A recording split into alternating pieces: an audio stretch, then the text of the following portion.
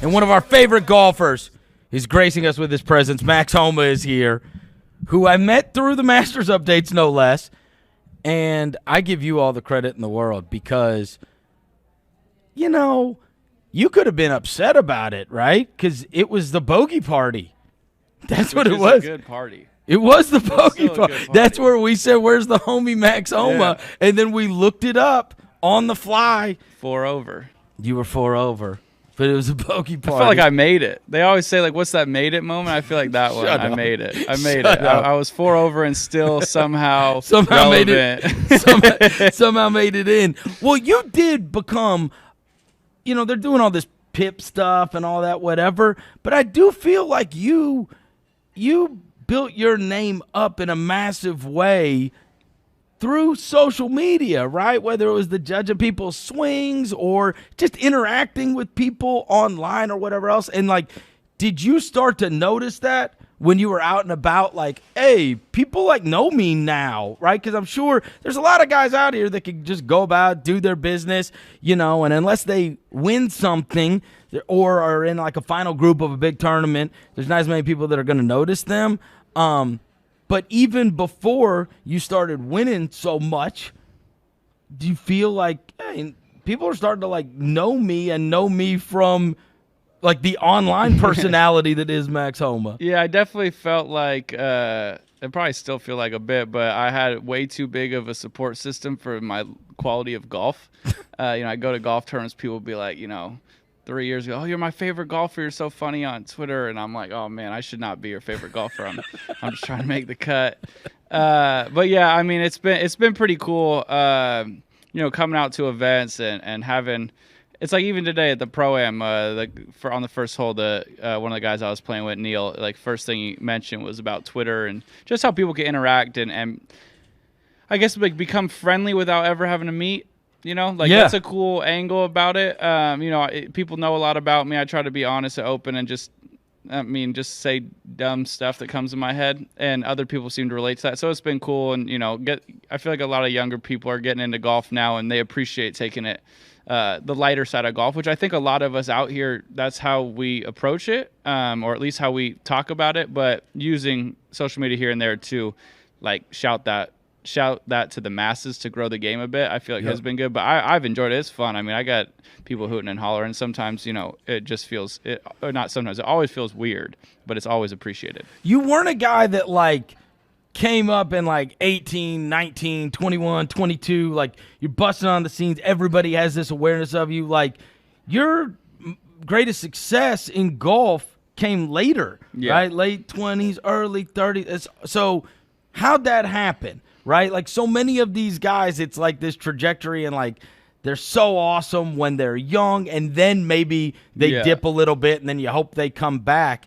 And your progression is like way different than many of your peers. Yeah, mine it started out like my peers. I turned pro 2013. That year in college I won the Pac-12s and then the national championship.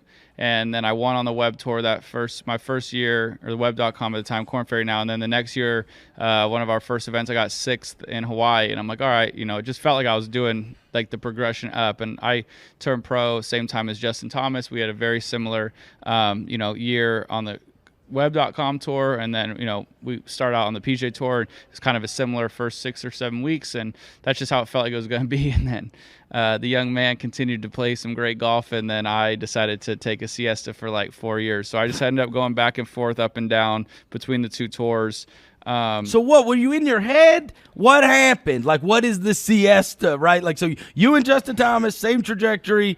He goes a different way, and then you're not playing well, and then all of a sudden you're trying to change things, or like what happens? A little bit about. I mean, I will say that Justin was much, much, much better than me, so that helps. But I mean, part of it's mental, part of it's physical. It started at the very beginning. It started a bit more mental.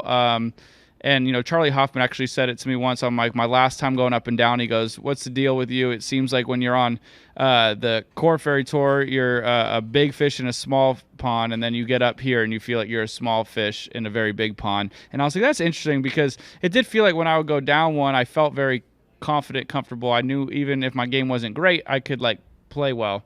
And then when I was out here, it felt like I needed to play perfect just to have any chance of contending. And I think as I've gotten older, and my game's gotten better, so some of the physical stuff that I wasn't great at before is getting a lot better, so that obviously helps. But now then blending the physical with some mental understanding that I don't need to be perfect to go out and win a golf tournament. I don't need to, and I've shown myself that. So I think that's it. It's just, but it's ebbs and flows, I guess, everywhere. Like it starts with maybe something a little physical or a little mental. You try to change a little something, and then you start spiraling the wrong way. And people are very, very good out here, and they will just kick the hell out of you while you're not playing great. So you need to kind of have a good plan. You think it was just age?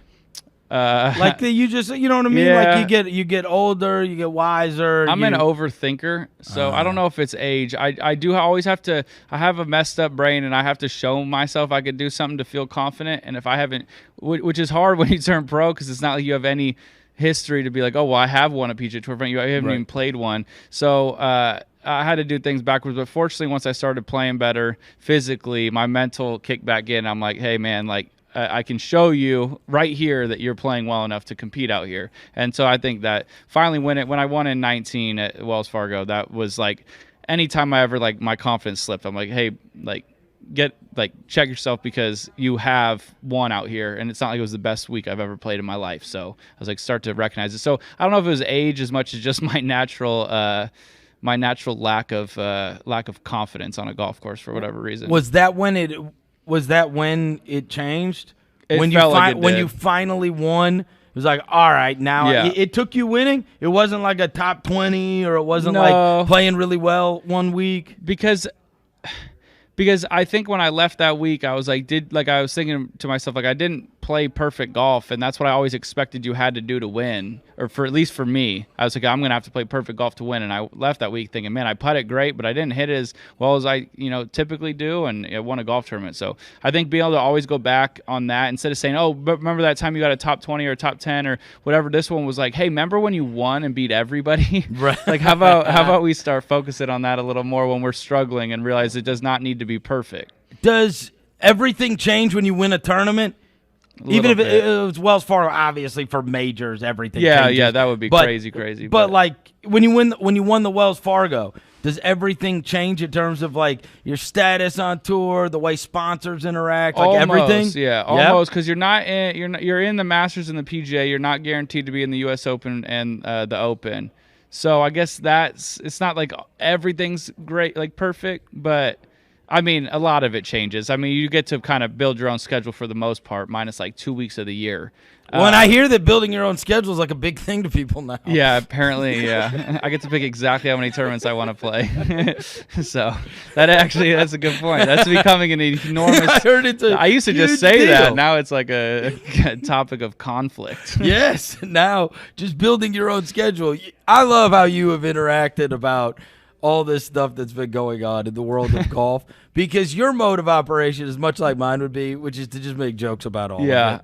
I can't, because otherwise it gets too serious. It's too serious. I'll answer questions. I'll be serious about it when I need to. But at the same time, like it's like when there's a presidential election going on and you'll get people arguing both sides on Twitter. And I'm always thinking to myself, like, has anyone ever made a point on Twitter and then the other side was like, you know what? You're right. I'm going to switch allegiances. I'm out. Because I always relate to sports. Like if the Lakers are playing the Celtics, I'm a Lakers fan. And a guy might have been fouled, maybe not. I'm going to argue for my side. You're going to argue for your side. And I am never going to admit that I'm wrong. You could show me flat out I'm wrong. I'm not going to admit it. And that's the point. So on the internet, if I'm having a conversation with my friends, it's different. So with this stuff that's going on, it's like I wasn't at the lawsuit yesterday. What do I have to – like I have nothing to do. So I can't help. I can't hurt. I can't do anything. I'm just going to enjoy what's going on a little bit. Do you find that on tour guys are mega serious about it? Or can you joke with them too? No, you joke with anybody. Everybody jokes about it. I'm pretty serious about it in my like opinions on like all things going on. But it's not like I'm gonna walk up to somebody and be like, what do you think about this? We'll make jokes about it. I mean, yesterday, this was a crazy day here because like I've never walked in a room and like 30 people are watching a court case. in a golf tournament. We're usually just trying to get out of here as fast as we can. So it's like, you know, you make jokes. Everybody jokes about it. There's some serious stuff that's, you know, we got like sued, so that was a little bit different. But it's not as funny. It's not as funny. There's not many jokes I can make, but for the most part, I mean, it's lighthearted. I think most guys out here don't really. We have our opinions, but I don't care who goes. So it's just a topic to like. All right, here's a random one. So you guys have an awareness of all the news going on, right? Yeah. You guys are all in a locker room, right? Everybody's kind of around, or you run into these guys all the time. Will somebody goof with Cam when a story like that breaks yesterday and he's out here and it's like mega awkward and he's going to have to go talk to the media? Like if somebody walked by him in the locker room or if he walked in the locker room, would there be somebody, or is it still like kind of... I think one, it's highly unlikely someone would. I would 100% goof with him. You'd have to be very good friends. So I think the problem with this, what's going on with Cam is like, had he gone into his interview yesterday and said like, you know, yes, I'm going or whatever it might be. The problem is that this like news, quote unquote, which like there's no confirmation from anybody that it's true, was said by another player. And it's like, then it just starts to sound like high school gossip. Right. So I don't like that. I guess somebody might make a joke about it. I doubt they would, because it did seem like Cam was pretty like perturbed by it yesterday. And it's like, I'm not out here to like, I don't think anybody's out here to just poke you'd be worried fun. to make him mad. But yeah, and it's not even just worried about making him mad. It's like, what is that? How does that help my day? Like, you know, I'm going about my business. Funny. It's funny. But if he doesn't think it's going to be very funny, then what's the point? You know, like we'll joke about stuff that I'm not going to say something funny that's going to piss somebody off. I'd rather say something funny where they'll laugh back at me, and that one doesn't feel like he's going to be. He's not that kind of dude. Back, and it's not that he's not that kind of dude. He's awesome. It's just this topic. Just think about it. It's like when you want to announce something. You want to be the one to do it, not some other random player. That's so fair. I think that's the fair. hard part. So I'm staying away. But also this like live stuff is very touchy. Some people feel, I don't know. I'm out. Like I try and I work in the shadows. Did they try to get a meeting with you? I've gotten an email and I didn't respond. It was just an email? Yeah, I mean, I know what it was going to like essentially lead to would be a meeting and then whatever has gone on, but I just didn't respond. Oh. That's been my argument with people saying, how do you say no to $50, $100 million? I said, well, you don't have the meeting. Like, you don't put yourself in that position. You know? If you don't go to the meeting, you can't get it. So it didn't say in the email. No. It didn't say, hey, Max, actually, looking back on how a better email would have been, hey, Max, we'll give you $75 million. Yeah. Please respond. Except it's from like a real print. Yeah. Not like the fake emails. It would have been hard though, because I read that and I say, what prince of wherever is Saudi Arabian prince? Saudi Arabian prince. I guess now that joke is becoming real. The email I spam is becoming real. $75 million. If they just got to get better with the emails. It's got to be in the subject line. Yeah. Would you like $100 million? I'll open that email all the time, every time. And so you just didn't even take the meeting. Therefore, it's not even a... Well, it is a lot of money that these people are getting to play for and that are offered. At the time and now am more interested in doing what I'm doing. Again, like I said, I have no problem with people going. I could joke about people going. It's not like I'm anti everything. It's just for me, this is not what I want to do. And the hardest thing would have been had let's just say I take a meeting and somebody offers me a bunch of money I can't say no to. I don't want to be in that position, because now I'm wrestling. For me, I'm wrestling a lot of money for what I am saying I didn't at the time want to do. Yep. Right? So it's like I don't even have to go about dealing with that. I can just never know. So for me, I've never been offered. Easier. I don't know anything. Yeah, and I'm still doing what I love to do. And like as I've been saying since the beginning, it's not like we make $0 or a bunch of dollars. We're making a lot of dollars to like crazy like amounts of money. So it's not like by not taking that meeting, I'm like stepping back in like financially. Like the tour's done a great job of continuing to up purses and provide opportunities to make money. So it's not like I was sitting here thinking like, God, I'm like rubbing pennies together. Like we're doing okay out here, you know? So I didn't feel the need at the time to take a meeting, but like you also just, I don't know. I just think sometimes you got to go how you feel. And I just felt like I like what I'm doing at the moment. As a golf fan, which I am, you think it's all going to work out eventually? or do you worry as a golfer? Well, I think you got to define workout. I think. I mean that everybody's going to be playing together again. Oh, I don't know. That doesn't seem. Doesn't seem in the cards. Super possible, but I think it could heighten the majors more. Even more so than it already does, because it'll be like coming together. I mean, think about the European Tour for a while, and even now, like there's a guy, I see his name all the time, this guy, Callum Shinkwin. He's a very good player on the European Tour. I've never played with him. I don't know if I've played very many golf tournaments where we were both in it. And it's just a random name. I just see it all the time when I'm watching golf. And it's funny because it's like, oh man, like that not diminishes that's almost like a knock on people's fields, because we're not all together, but like we're not always going to be together. People are from all over the world, so that's kind of cool. So I guess maybe the majors will become a bigger it'll be a media delight, because you'll have everybody converging. But I mean, between the two tours, I think there's guys that have joined the Live Tour that have resigned from the PGA Tour completely. Right. So they basically said we don't want to play out here anymore. And then there's guys out here who said that they're not too keen on playing over there. So I just don't know how we would all be playing together again. It doesn't seem like a thing. And now we're in a lawsuit. So I know it feels like we're getting further from readjoining. Yeah. But I think it's okay. Like I think it gives more things to watch for golf fans. I don't think it's the worst thing ever. It sucks for us a little bit, because it feels like we've lost, but we will gain the young kids coming up, you know, for the most part. I mean, maybe some of those will go, but for the most part, we got a pretty awesome pipeline of people coming through. That's for sure. So do you play golf for fun? Yeah, not as much anymore, but back in the day when I was living in Long Beach, when we would have like our long days of the season, we would make one Friday a week when we were on the off weeks we had, where we would just get a ton of beer, ton of booze, and go out and just not care, and just try to remember that golf can be a hobby and be fun. Because at times, it gets like right now, it's like a job, very much a job. I'm very, very focused. Not really. I don't go to the golf course to do anything but get better. So we were trying to knock out. Okay, every once in a while, we're gonna go play golf like you play golf. And you don't get to do that anymore? I mean, I can, but it's just right now is not the time. Maybe a little bit in November, but for the most part, nah. If you guys bet, how many strokes do you have to give to like a regular guy? My caddy is a +2. I give him 2 aside, so I give him 4.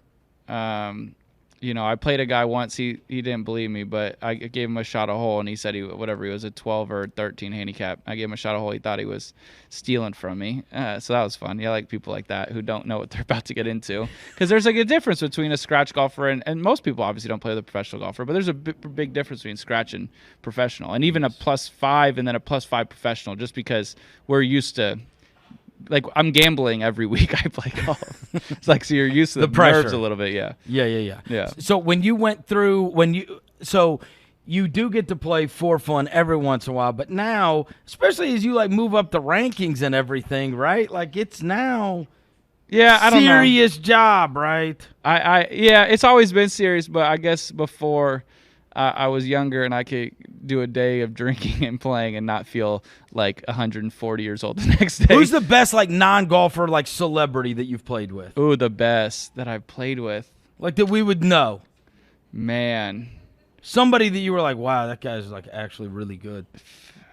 Well, I watched Steph play at Curry play at the web.com event, and that was incredible. That's one of the best. He's really good. That's one of the best feats of athleticism or sports that I can imagine. I know he didn't play well the second day, but he shot 71 and beat like 40 guys, 40 professional golfers as like one of the top 3 or 4 or 5 best players in the NBA, one of the best ever. And he came out to a web event and beat 40 people in a day. That's crazy. So I didn't get to watch him play, or I didn't get to play with him. But, Aaron Rodgers is a good golfer. He was surprising just because he just does football. And then he comes out and plays golf, and he's pretty damn good. Yep. But I can't think right now who the best celebrity golfer I've seen is. I mean, I just assume it's probably Steph, but I haven't got to play with him. Your team is the Lakers. I'm fascinated in what you think about this. There's a lot of Lakers fans that are like, Kobe till I die. You're that way too, right? Like Kobe. He's the guy you grew up with. Yeah. He's the guy you love. And this idea that like LeBron, even though he won and they won in the bubble and there was no like parade or Don't do anything. that. Don't do that. They won in the bubble. That's not it what was we're kind of doing. like a false It could have been chance. harder. Never got home court advantage. Huh? It could have potentially been harder. I mean, come on. So they win in the bubble where there's no fans and nothing Yeah, else. it's just straight up basketball. Yeah, the best team won. But I still feel like he didn't like become a made man to Lakers fans by and large. Is that a fair that's statement? fair. Not with me. I love LeBron. I think he's incredible. Like he's the best. I hate Kobe Bryant's my favorite athlete that's ever walked this earth. I love him because of everything, the work ethic, growing up a Laker fan or LA kid, the heart and soul of playing basketball, watching him, how like artistic it was. Like every part of Kobe Bryant is amazing. I think LeBron is a overall better basketball player, and my friends lose their mind when I say this. They're from LA, but I think him and Michael Jordan, they're different, but they're 1 and 2 that I've ever watched play basketball. They're incredible. So I love LeBron, but there's something about Kobe. Kobe put a city like on his back, taking the team to the playoffs that and winning in 2010 without Shaq and with a team that Powell was good, but like I mean he the heart, like I just think you can't endear yourself to a city more. So I don't think that there's anything LeBron could ever do to somehow get Laker fans to be like, oh yeah, you're more to us than Kobe Bryant ever was. So that's tough. Kobe's just special, like in everything that went about it. So he definitely hasn't been as loved as he probably should be for what he's done and accomplished in LA. But I love him. It just Kobe's 1A, 1B, 1C. If they bounce around town, I'm talking about the LA athletes. You're one of them, right? Andy won that Genesis. They didn't have a parade though, right? They didn't. No, COVID year. So you're gonna say that one's fake too? Yeah. Because we could fight about that one. Tiger was there. Yeah, he was there. Right, so yeah. I mean that counts, right? He handed me a trophy. If Tiger was there, then it counts. Okay, cool. Right, but if you're walking around LA, right? The Rams just won. Yeah. The Dodgers have won recently, so if like it's LeBron and like Kershaw and then like let's say Stafford or Aaron Donald, like what's the hierarchy right now in your opinion? So this is the thing. I guess maybe it's like this is like when you fight with your buddies, right? No, but I think this is the thing. It's like a lot of people are like, oh, I don't like LeBron James. Like he's not as good as this. If you saw LeBron James in the street, you would freak out. Full on freak out. Run across traffic, maybe die. If you saw Clayton Kershaw, I love Clayton Kershaw. He's amazing. He's one of the biggest LA legends that's ever walked the earth. You would have to be like, is that Clayton Kershaw? Right? LeBron James is like one of the most famous people on planet Earth. Like Aaron Donald, you'd have a feeling he's come on, bro. Aaron Donald, you would he's know 9 Aaron feet Donald. tall. I would. I'm saying the common average person, everybody knows who LeBron James is. They would know Matt Stafford. Matt Stafford, maybe. He's been a starting quarterback for a long time. He's got a helmet on, man. Come on. No, No. not over LeBron James. But I'm saying amongst LA fans. Oh, you haven't been to LA much. I don't go there. It is I don't like stepping in human feces. Yeah, it's a very Well, come on, man. It's getting dark. It's it's definitely a very the average fan in LA is they. Who do you think they love the most? Love the most is different. Right now, they probably love the most. If you went through all of LA, Kershaw's got to be way up there. But I'm saying the people that would freak out the most at is LeBron James. You'd lose your mind.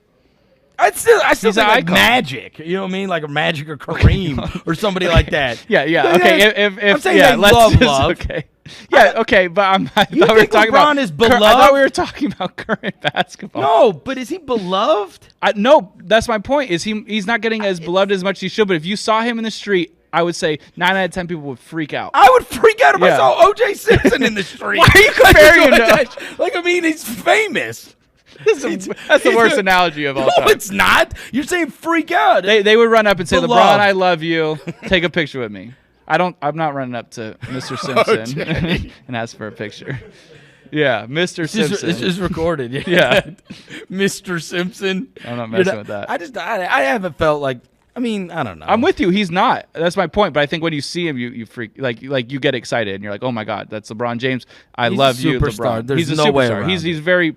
Some people have like somehow made it like polarizing even in LA. But I thought he's grown on LA people. But it's hard in that city if you don't win and if you're not from there or like grown up through the team. It's hard to vibe with him, I guess. All right, so you say you would freak out and go ask LeBron for a picture. I wouldn't. Most people would. You're the 1 out of 10 that wouldn't? Yeah. Okay.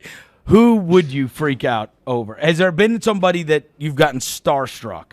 Yeah, three or four people are like on the top of the top. LeBron would probably be up there, but as I'm getting older, maybe not as much. But like, I met Roger Federer. That was super wild. Tiger, first time I ever met him was crazy. Even now when we see him, it's still a little weird. And then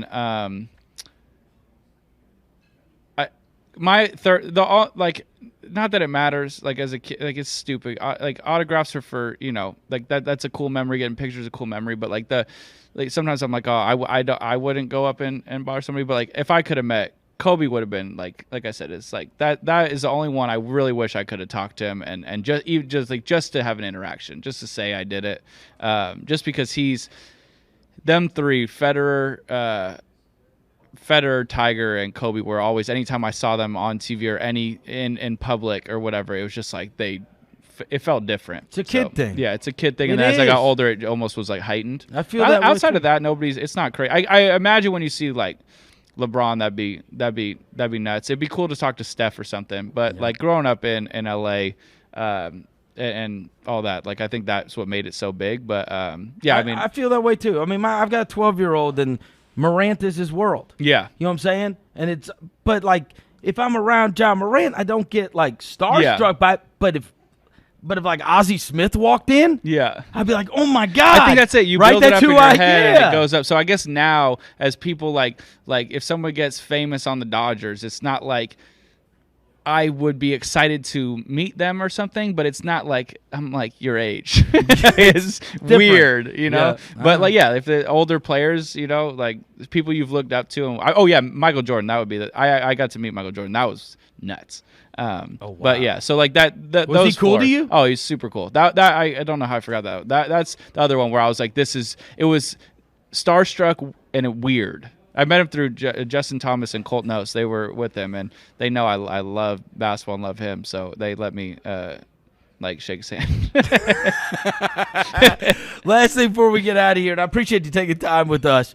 The shoes. I got a pair last year from FootJoy, right? And you wear these shoes that are designed by one of the St. Jude kids, and like you have like super embraced this the last couple of years, being out here and kind of the tournament. It's one of the 2 tournaments with the charity and the name, and you've gotten to experience what it's like to be around these kids. And I feel like the guys that like truly embrace it and are around it and get involved with it, like they end up feeling something like very profound happens to them just being around the charity and kind of seeing what they do. Yeah, I unfortunately, one of my good buddies growing up had to go to the LA Children's Hospital. He had cancer as a kid, ended up passing away.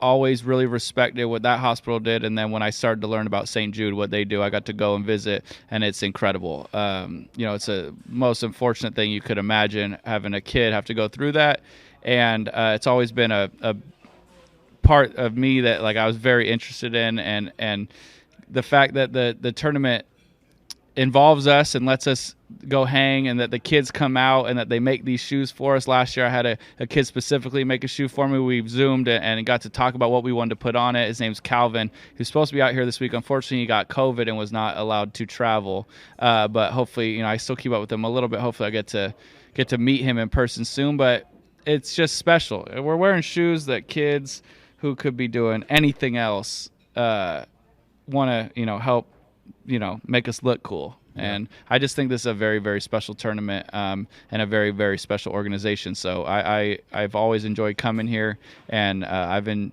really appreciated that they've let us kind of be a part of their world, and it's an honor to have them a part of ours. The only thing you don't love is the humidity. It's humid, man. Dude.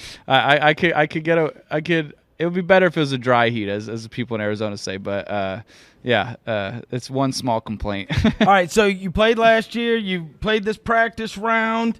You bounced around. Does this set up for you? Yeah, it's a good golf course for me. It's you got to hit the ball really well, and typically I hit it above average. So I've always played okay here. Never really popped off and played amazing, but that's what this year's for. We're placing all our bets. At what point are we safe? Top 40, top 20, top 10? That is illegal if I say anything about that. Yeah. Oh, it is? I didn't know that. But you go for it. Hope Harold doesn't get in trouble. Yeah, Harold didn't read the fine print. He said top 40. Okay. He wasn't even confident enough to say top. Okay. No, he's like, just he wanted us to be safe. Well, as long as I'm not, I plan on beating everybody. So. Look, this is the last thing. You have had to have realized over the course of the last 3 or 4 years how many people are betting on this and doing the DraftKings things. They tell me every Friday or Sunday. They get mad at you, right? Yeah. Oh, every single day. They get mad at you every tournament. I get people every week. I could get third. I bet you to win. I could get 11th. I bet you to top 10. You suck. And it's like, all right, man. Well, that's why I just tell them, I'm like, you guys are just bad at gambling. Pick somebody else. I'm not saying hard. Pick somebody else. Take some accountability. Spray the board. Yeah. Just pick somebody other than me. You were wrong. It's not my fault. You were wrong. Take some ownership in this. I love the guys that tell you, and then you ask them for their Venmo or something. Oh yeah, and then I never paid. The problem is Joel paid somebody, and now I think people think we'll pay them back. I'm not doing that, ever. You lost money. Joel Damon paid somebody? Yeah, he gave somebody I don't know what, $50. It's not gambling anymore. That's charity. He paid. Yeah, you're gonna tweet at him now, huh? You're gonna lose $100 and say, Joel, I want my 100 back. 100%. Joel Damon, we're putting him on the list. We're putting him on the list. We could actually get that. We could bet that's that's a Caesar Sportsbook risk-free bet. It's high risk because it's Joel, but man, we hope you win the damn thing. Thank you. That's the plan. It'd be unbelievable this weekend. Thanks for coming up here, man. Thank you. Good luck this weekend. Max Homa joining us.